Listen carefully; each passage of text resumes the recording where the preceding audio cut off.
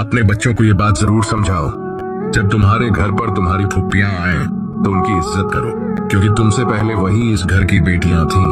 उन्होंने भी इसी छत तले अपना बचपन गुजारा है। रिश्ते हमेशा मोहब्बत और इज्जत से जिंदा रहते हैं। आज तुम अपनी फुप्पियों का एहतराम करोगे तो कल तुम्हारी औलाद भी तुम्हें वही इज्जत देगी। बच्चों को दुनिया के तरीके सिखाने से पहले उन्हें रिश्तों की कद्र करना सिखाओ, क्योंकि यही असल तरबियत है। और याद रखो, फुप्पी सिर्फ तुम्हारे वालिद की बहन नहीं होती, बल्कि तुम्हारी अपनी माँ जैसी होती है। तो अगर तुम उनकी खुशी का ख्याल रखोगे तो तुम्हारी जिंदगी भी बरकत से भर जाएगी।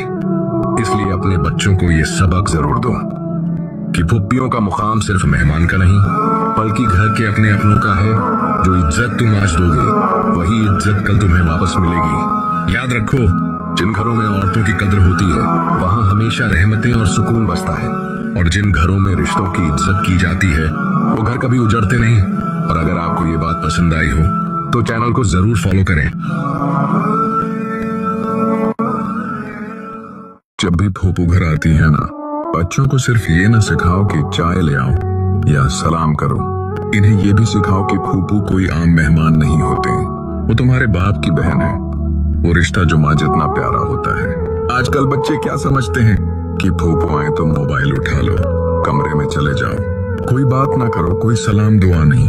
लेकिन याद रखो, ये वही फूफू हैं जिन्होंने तुम्हारे वालिद के बचपन में उसकी अंगली पकड़कर स्कूल छोड़ा था, जिन्होंने उसकी छोटी छोटी खुशियों में उसके साथ हंसा था।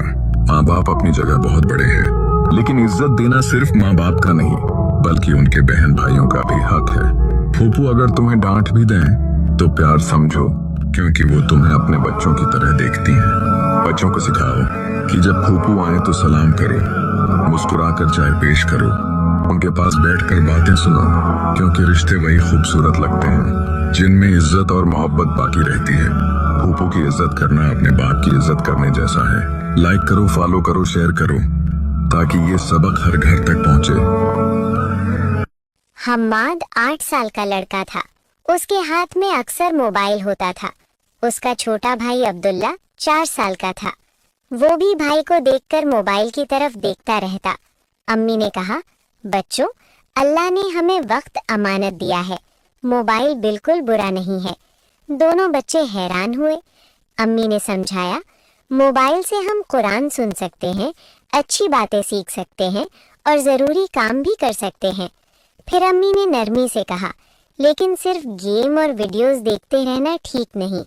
हम्माद ने मोबाइल साइड में रख दिया और बोला, अम्मी, हम मोबाइल सिर्फ ज़रूरत और अच्छे काम के लिए इस्तेमाल करेंगे। और उसने मोबाइल में कुरान की तिलावत शुरू की। अम्मी ने कहा, शाबाश, जब मोबाइल से अच्छा काम होता है तो वो भी इबादत बन जाता है। तिलावत सुनने के बाद दोनों भाई बाहर खेलने चले गए।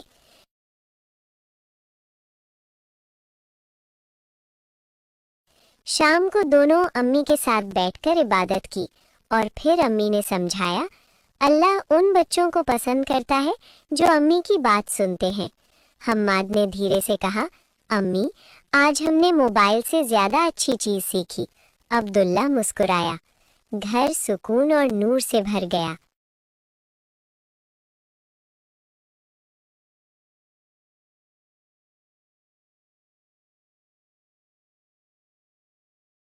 एक दूर मुल्क में एक नेक दिल मुस्लिम राजा रहता था।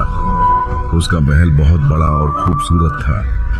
ऊंचे गुंबद, सफेद संगमरमर की दीवारें और चारों तरफ हरे भरे बाग। उस महल में बहुत सारे लोग काम करते थे, मगर राजा कभी खुद को उनसे ऊंचा नहीं समझता था।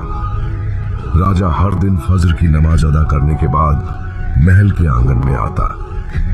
वह काम करने वालों से प्यार से हाल पूछता, उनके बच्चों के बारे में जानता और हमेशा कहता, रिज़्क़ कर देने वाला मैं नहीं, अल्लाह है मैं तो बस उसकी अमानत संभाल रहा हूँ। उसकी रानी भी उतनी ही नेक और सब्र वाली थी।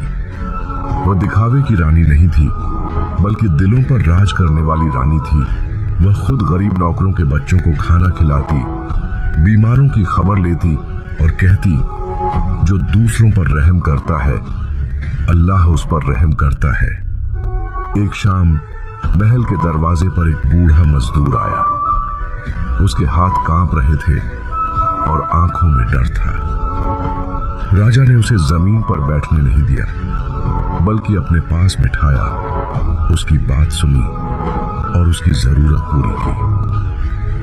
बूढ़े की आंखों से आंसू बह निकले और उसने दिल से दुआ दी। उस रात राजा और रानी महल की छत पर खड़े होकर आसमान की तरफ देख रहे थे। दोनों ने हाथ उठाकर दुआ की, या अल्लाह, हमें दौलत का घमंड न देना, हमारे महल से ज्यादा हमारे दिलों को बड़ा बना देना। अगली सुबह महल में अजीब सा सुकून था। काम करने वालों के चेहरों पर डर नहीं, इत्मीनान था। हर दिल से दुआ निकल रही थी और उन्हीं दुआओं की बरकत से राजा का राज और भी मजबूत हो गया, क्योंकि वह जानता था असली बादशाह वही होता है जो रहम, इंसाफ और अल्लाह के डर के साथ दिलों पर राज करे। एक शहर में एक अमीर खानदान रहता था। बड़ा सा घर था, हर सुविधा मौजूद थी, मगर उनकी असली पहचान उनकी नेकी थी। एक दिन कुएं का त्योहार आया। घर के आंगन में कुएं बन रहे थे। बेगम साहिबा अपने हाथों से गरम गरम पूरियां तलने लगी और खुशबू पूरे घर में फैल गई। हाजी साहब ने कहा, आज ये नेमत सिर्फ हमारे लिए नहीं, गरीब घरों के लिए भी है। फिर वे पूरियां लेकर गली गली घर घर निकल पड़े। जहां भी गए मुस्कुराकर कहा, अस्सलामु अलैकुम। फटे कपड़ों में खड़े बच्चों की आंखों में खुशी चमक उठी। माएं दुआ के लिए हाथ उठा देती। हाजी साहब न नाम पूछते थे, न एहसान जताते थे, बस कहते थे जो अल्लाह ने दिया है वही बांट रहे हैं। शाम को घर लौटकर हाजी साहब ने आसमान की ओर देखा और दिल से शुक्र अदा किया। उन्हें यकीन था असली अमीरी दौलत में नहीं, गरीब की दुआ में होती है।